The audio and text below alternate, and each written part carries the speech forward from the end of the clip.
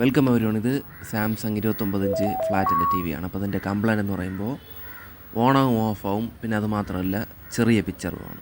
മുകളിലും താഴെയും വന്നിട്ട് നിറഞ്ഞിട്ടില്ല, കണ്ടില്ലേ.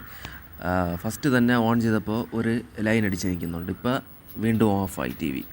ഇപ്പോൾ വീണ്ടും ഇനി താനെ ഓണായി വരും. അപ്പോൾ ചെറിയ പിക്ചർ, അതായത് ഒരു ഹൈറ്റ്ലെസ് കണ്ടില്ലേ, ഇത്ര ചെറിയ പിക്ചർ. ഇത് ഫുള്ളായിട്ടാണ് നിൽക്കേണ്ടത് മുകളിലും താഴെ, പക്ഷേ ഇത് ചെറുതായിട്ടാണ് നിൽക്കുന്നത്. എന്നിട്ട് വീണ്ടും ഓഫായി പോകുന്നത്. അപ്പോൾ ഇതാണ് ഇതിൻ്റെ കംപ്ലൈൻറ്റ്. ഇവിടെ ഇപ്പോൾ ഓണാവുന്നു ഓഫാവുന്നുണ്ട്, അത് മാത്രമല്ല ചെറിയ പിക്ചറുമാണ്. അപ്പോൾ ഇത് ഫുള്ളായിട്ടാണ് നിൽക്കേണ്ടത്. അപ്പോൾ ഇത് രണ്ട് കംപ്ലൈൻ്റ് അല്ല, രണ്ടും ഒരൊറ്റ കംപ്ലൈൻ്റാണ്. ഈ പിക്ചർ കയറി കറക്റ്റായിട്ട് ഫുള്ളാകുമ്പോൾ തന്നെ ഓണാവുന്ന ഓഫാവുന്ന പ്രോബ്ലം കൂടെ മാറും. അപ്പോൾ ഇത് രണ്ടും കൂടെ ഒരൊറ്റ കംപ്ലൈൻ്റ് ആയിട്ടാണ് വരുന്നത്. ഇപ്പോൾ വെർട്ടിക്കലൈസ് നമ്പർ LA7845 അതാണെന്ന് തോന്നുന്നു. അപ്പോൾ വെർട്ടിക്കലൈസി മാറ്റി നോക്കുക, ശരിയായില്ലെങ്കിൽ സെനർ ഡയോഡുകളൊക്കെ ചെക്ക് ചെയ്യുക.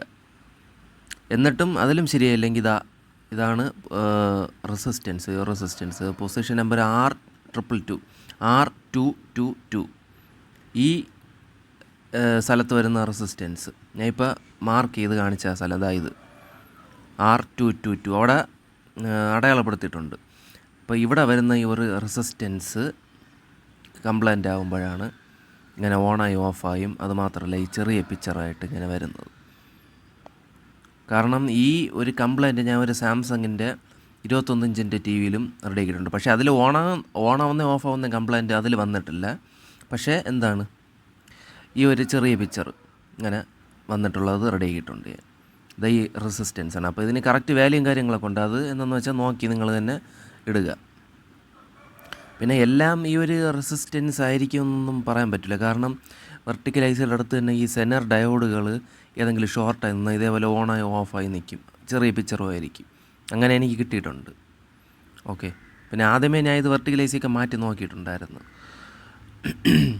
അപ്പോൾ മനസ്സിലായി അത് വെർട്ടിക്കലൈസി ഒന്നുമല്ല. പിന്നെ ഗ്ലാസ് ടൈപ്പ് ഡയോഡുകളൊക്കെ ചെക്ക് ചെയ്ത് നോക്കിയിട്ടുണ്ടായിരുന്നു. പക്ഷേ എന്നിട്ടും എന്താണ് ഗ്ലാസ് ടൈപ്പ് ഡയോഡൊന്നും വേറെ ഷോർട്ടൊന്നും കാര്യങ്ങളൊന്നും കാണിച്ചില്ല. അപ്പോൾ മനസ്സിലായി ഈ ഭാഗത്തായിരിക്കും കംപ്ലൈൻറ്റ്, ഈ സൈഡ് അടുത്തുള്ള ഈ ഒരു റെസിസ്റ്റൻസ്. അപ്പോൾ R222 അതാണ് ആ ഒരു പൊസിഷൻ നമ്പർ തന്നെ തോന്നുന്നു പറയുന്നത്, കറക്റ്റ് എനിക്ക് അറിഞ്ഞൂടാ. അപ്പോൾ അവിടെ വരുന്ന ഒരു റെസിസ്റ്റൻസാണിത്. 29 ഇഞ്ചിൻ്റെ ടി വിയിൽ ഫസ്റ്റ് കിട്ടിയ കംപ്ലൈൻ്റാണിത്, ഇങ്ങനെ ഓണായി ഓഫായിട്ട് നിൽക്കുന്നതും പിന്നെ ഈ ചെറിയ പിക്ചറായിട്ട് നിൽക്കുന്നത്. അപ്പോൾ ഇവിടെ ഒരു റെസിസ്റ്റൻസ് ഞാൻ മാറ്റിയിട്ടിട്ടുണ്ട് കറക്റ്റായിട്ട്. പഴയത് തന്നെയാണ് കേട്ടോ, പുതിയതല്ല. ഇനി ടി വി പതുക്കെ ഓൺ ചെയ്ത് നോക്കാം കറക്റ്റായിട്ടുണ്ടാകുന്നു. അപ്പോൾ രണ്ട് കംപ്ലൈൻ്റാണ്, ഓണാവുന്ന ഓഫാവുന്നതും പിന്നെ ആ ചെറിയ പിക്ചർ.